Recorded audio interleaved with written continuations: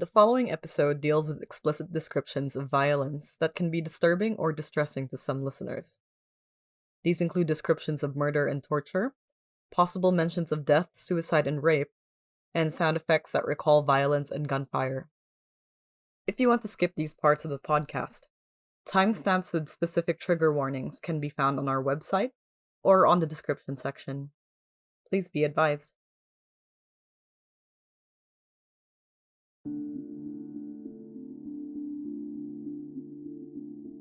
Marcos is obsessed with money and power. He loves wealth, luxury, and he doesn't care that others have to suffer or have their lands and lives stolen, as long as his wife can literally buy buildings in New York. If his cronies are happy and continue to support his regime, then he'll let them take what they want too: cash, Rolexes, and especially land. Welcome to Yugto, a podcast where we dig up Filipino history and get really mad about it.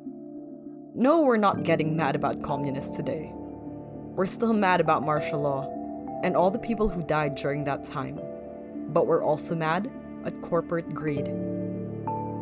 Today, we revisit the story of the hero of the Cordilleras, Makliing. In a tale as old as time as far as the Philippines is concerned, it starts with corporate plunder and ends with the death of a righteous man.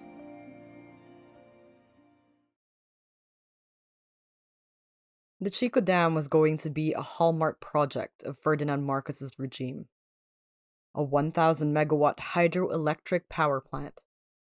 It was going to be a 1,400 square kilometer structure and would provide a shit ton of power to everyone, everywhere. The project was even going to be financed by the World Bank. Sounds great in every way, except there was one teeny weeny catch. Dozens of communities, Indigenous ones, occupied the lands that were where the dams were planned to be situated in. The people who lived in the area, predominantly the indigenous tribes in the Kalinga and Bontoc land, were being pesky. They were offered small amounts of money to take the L and leave. The indigenous people, instead, were causing an uproar, clamoring that the Chico Dam project be stopped. It was a problem. A 100,000 person wide problem. A 1,000 families wide problem. A 70 million-ish pesos worth of farmland problem. Why would the Kalinga and Bondoc people do this? Wouldn't the truly Filipino thing to do at this point, for the good of the country and its reputation, be to willingly leave so the amazing Chico Dam could be built?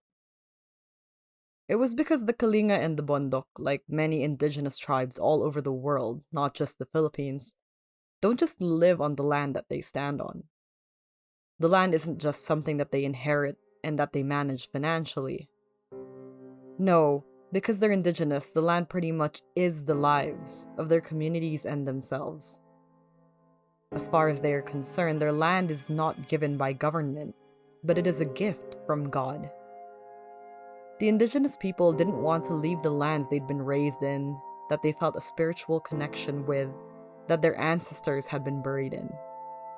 The 1,400 square kilometers the structure encompassed would trample and slash or submerge farms, orchards, graveyards, and of course countless homes.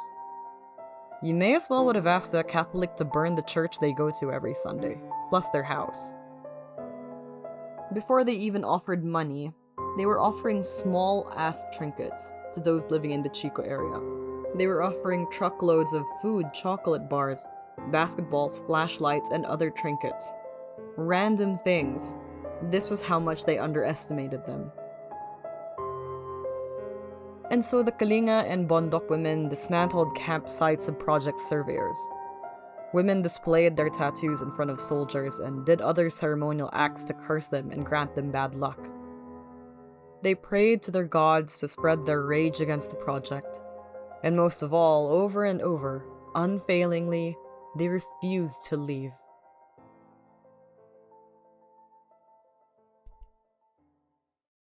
It's December 1975. Frustrated by the project delays caused by the opposition, Ferdinand Marcos himself issued Presidential Decree number 848 constituting the municipalities of Lubuagan, Tinglayan, Tanudan, and Pasil into a Kalinga Special Development Region, or KDSR, in an effort to neutralize the opposition to the Chico Dam. At this point, though, the establishment of the KSDR doesn't really do a lot, because the opposition is already united. Several tribes that had long been feuding were now beginning to have meetings together and to have large gatherings in order to have organized action against the Marcos regime. It's December 1979, 4 years later, and the elders and leaders of the different affected areas, perhaps fearing an escalation in efforts to displace them 4 years after the establishment of the KSDR, organize more protests. Now, there are more than 2,000 indigenous people participating. Makliing Dulag is an elder of the Butbut tribe. It was here Dulag became the opposition's official spokesperson. Makliing was known to be calm compared to his fellow leaders and very good with his words. It is this confidence and sense of righteousness that attracted people, that made the Bondok and Kalinga and other tribes, mortal enemies, unite to fight the common enemy. With the different communities scattered around now putting aside their usual squabbles, it becomes increasingly difficult to push any of them this way or that. Not to mention, the earlier proclamation of the KSDR brought renewed journalistic interest in the area. So Makliing, in all his eloquence, steps up to give interviews and sound bites galore. He talks about the pride of his people, their inheritance in the land, and how they are not going to be moved. Of course, these are just unarmed indigenous men and women. It would be frighteningly easy to wipe all of them out, tell the press they were communist elements, and call it a day. If the corporate cronies of Marcos were to do something like this, barely any of the community members could read or write, much less practice the legal profession, so there would be likely very little repercussions, if any at all. Unfortunately, if there's something that Marcos cares more than appealing to his corporate plundering cronies, it's saving face internationally. And with this project being done in coordination with the World Bank, they can't just commit another massacre without incurring further judgment from already wary international allies. It doesn't take a scientist to know at this point that Makliing might just be the key to cracking the whole resistance. The men with the money and the agenda figure that if they can get to Makliing to support the project, or if they can get him to see the advantage of relocation, then the rest of his people would follow. The first thing they try to do is bribe him.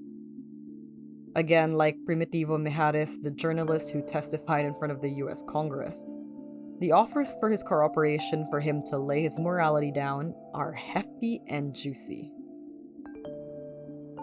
They first try to appeal to prestige, with a sprinkling of wealth. They say to Makliing they will make him a coordinator of the KSDR project, meaning he more formally becomes a leader of the tribes that are following him already. On top of that, he gets a massive salary. So much money as to be richer than nearly everyone in his communities combined. Makliing listens to all these offers, and firmly, to everyone's frustration, declines. They try to appeal to Makliing's manhood. Filipino politicians aren't shy about their desire for women for pleasure, and they figure they can find common ground with Makliing in that respect. The story goes that Makliing was called in for further negotiations with the project heads. Par for the course at this point, as the two sides have been going round in circles for years. He went to the foundation base and he was led to a room. Makliing, rehearsing his usual defense statements, curious about the fanfare, sees something that absolutely boggles the mind. The room that he is led to is full of women. Young, pretty, none of whom he's ever seen in his life. Likely the rest of the men chuckle at his speechless reaction, They rib each other, and the girls, scantily clad, try their best simpering smiles at the still, speechless, motionless target. Someone asks Makliing to go ahead and pick one for the night. Makliing doesn't even consider it for a second. Still in a state of shock and a growing flurry of anger, he shakes his head and asks firmly to leave, even as they try increasingly to persuade him to stay. They tried to be direct with the cash offers then. Of all people, Manuel Manda Elizalde, who held the lofty title Presidential Assistant on National Minorities, asked to meet Makliing. Surely a man with a title like this might actually have the best interests of the Kalinga and Bondok at heart. Of course not. After all, the first words in the title is Presidential Assistant. At the brief meeting, Makliing cautiously expects more discussions. Instead, the man slides an envelope across the table. The envelope is substantial, fat, full of promise. By all means, open it, Elizalde says, almost pleadingly. But Makliing has had months to years of these tricks already. He outright refuses to even touch the envelope, saying, "There can be one of two things in this envelope, a letter or money. Since I am illiterate, this is hardly a letter. As for money, it is only given to someone who has something to sell. I have nothing to sell." After wealth and women and what have you, there is nothing left but threats for Makliing. Death, dismemberment, disappearances, all the usual of martial law. However, Makliing does not succumb to these gestures, partly because of his Cordilleran pride, but also because he believes so strongly in his own cause that he is, without question, willing to die for it. Makliing decisively says in an interview, "The question of the dam is more than political. The question is life, our Kalinga life. Apo Kabunian, the Lord of us all, gave us this land. It is sacred, nourished by our sweat. It shall become even more sacred when it is nourished by our blood."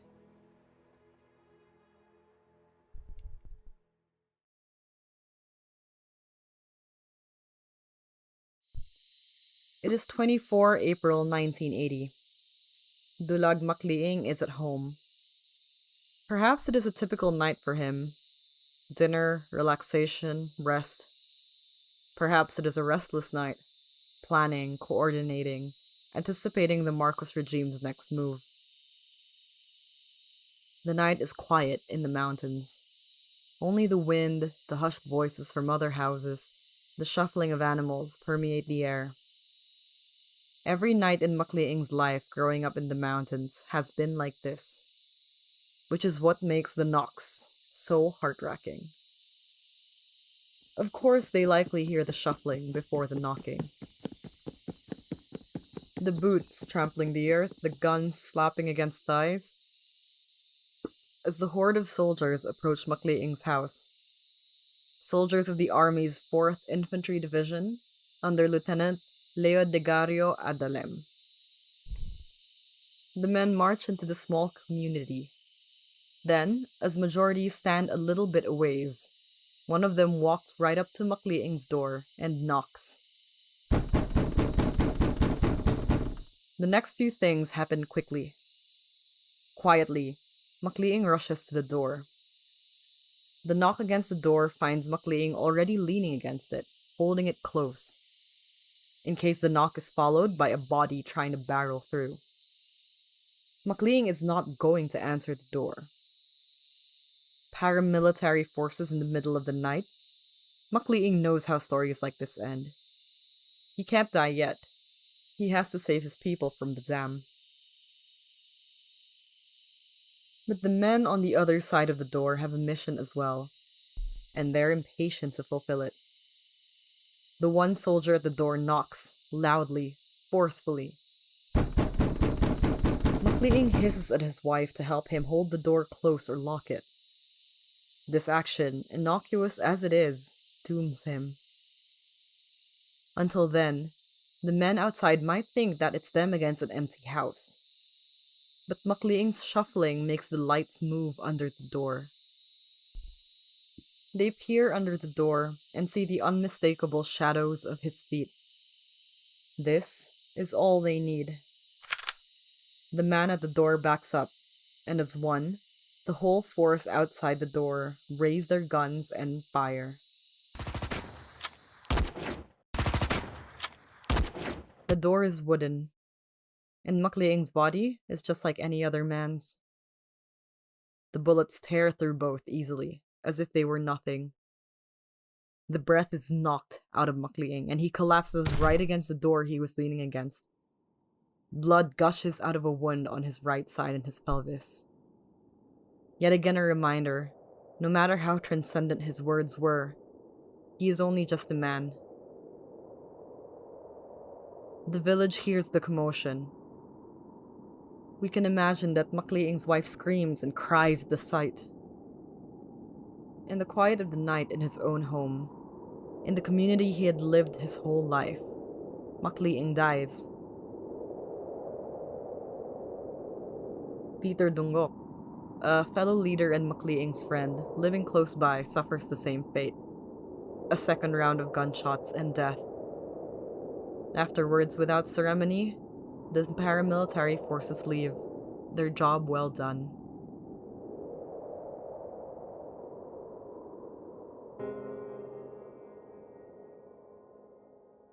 The village mourned, but did not weep. This was what was said of the community's mourning of their leader. They were absolutely saddened, but no one was surprised. They all knew what had happened, and they knew why it happened.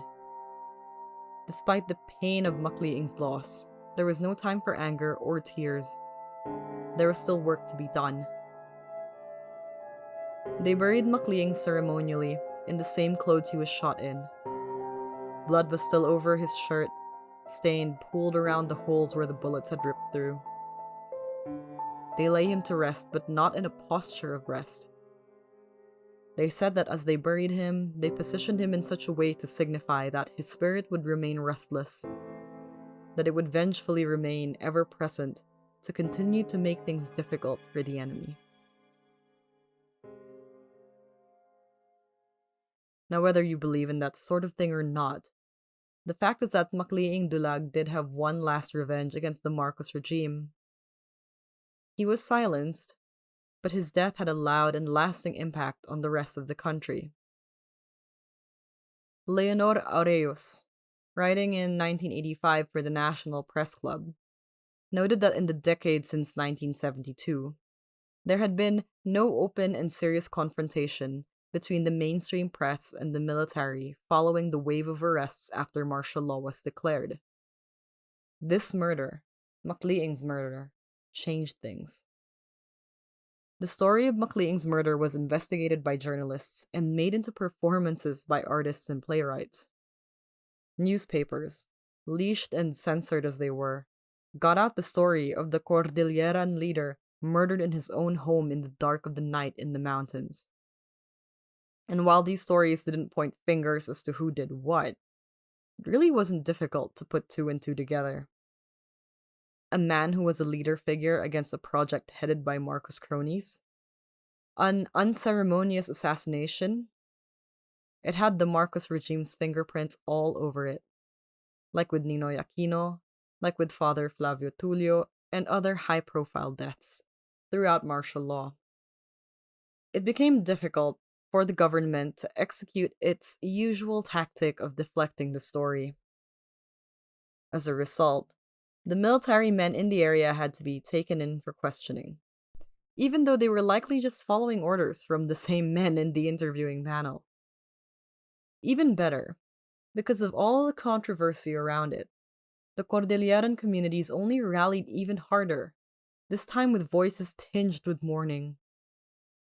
The World Bank washed their hands of the process, and it became unmanageable for Team Marcos to continue trying to execute the project in the area. After years and years and years of roughhousing and bullying to get what they wanted, they ended up shooting themselves in the foot. It took his brutal death, but in the end, Makliing succeeded. The Marcos government had to throw up their hands in defeat. Without ceremony, the Chico Dam project was abandoned. Makliing's descendants own his ancestors' lands to this day.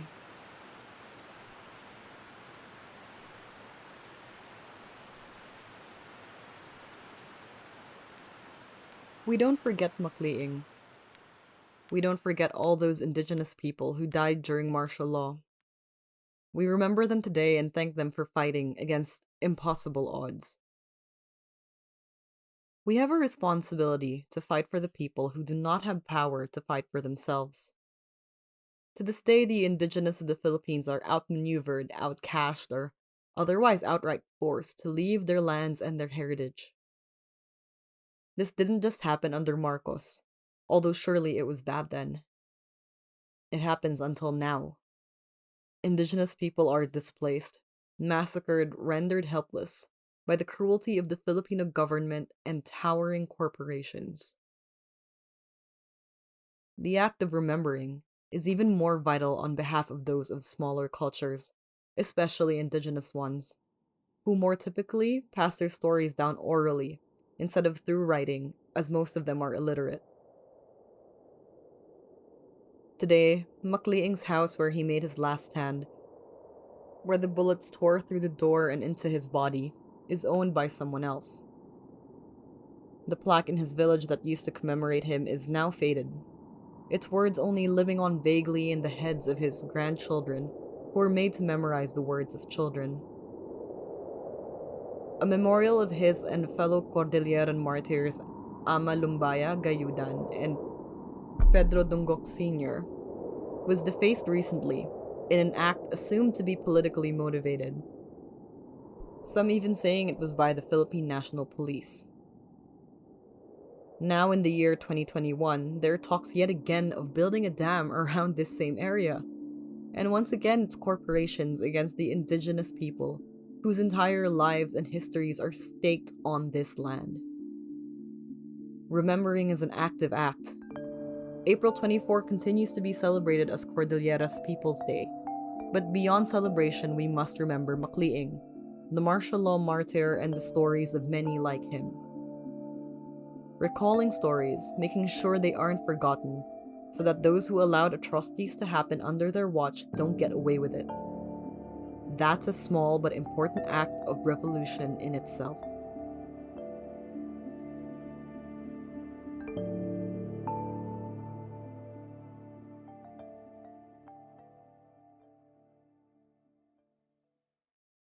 Thank you for listening, remembering, and getting angry with us today.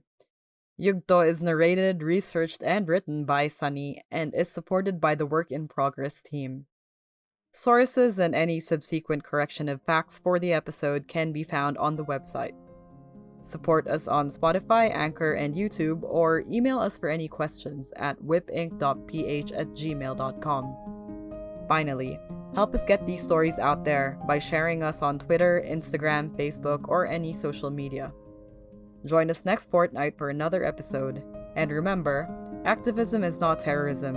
Truth is not terrorism. See you next time and keep fighting the good fight.